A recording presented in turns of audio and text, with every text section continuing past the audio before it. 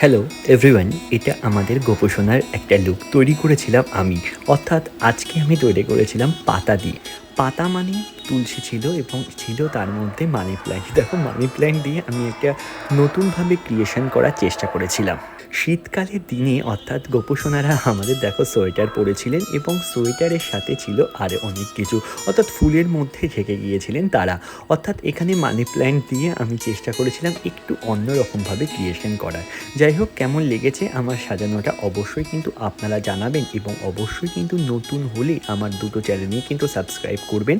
তাছাড়াও কিন্তু আমার ইনস্টা, ফেসবুক এবং তাছাড়াও আছে কিন্তু আমার দুটো চ্যানেল, অর্থাৎ চিরঞ্জিত পোদ্দার নামেই আমার কিন্তু চ্যানেল পেয়ে যাবেন এবং আমার চ্যানেলে পাবেন আরও অনেক ধরনের গোপোষণার সাজ এবং তার সাথে আছে আরও অনেক কিছু, অর্থাৎ আঁকার যাবতীয় জিনিসপত্র। এবং অবশ্যই কিন্তু যদি ভালো লাগে লাইকস, কমেন্ট এবং শেয়ার করবেন এবং তার সাথে যদি ভালো লাগে অবশ্যই কিন্তু কমেন্টসও করতে পারেন এবং তার সাথে শেয়ারটা করবেন। এবং অবশ্যই কিন্তু এই সাজাটা একটু অন্যরকমভাবে আমি চেষ্টা করেছিলাম। আমার মনে হয়েছে সাজটা সবসময় তো ফুল, পাতা, বেলপাতা, তুলসী পাতা দিয়ে সাজে, আজকে একটু দেখি না মানি প্ল্যান্ট দিয়ে একটু অন্যরকমভাবে ক্রিয়েশন করা যাক।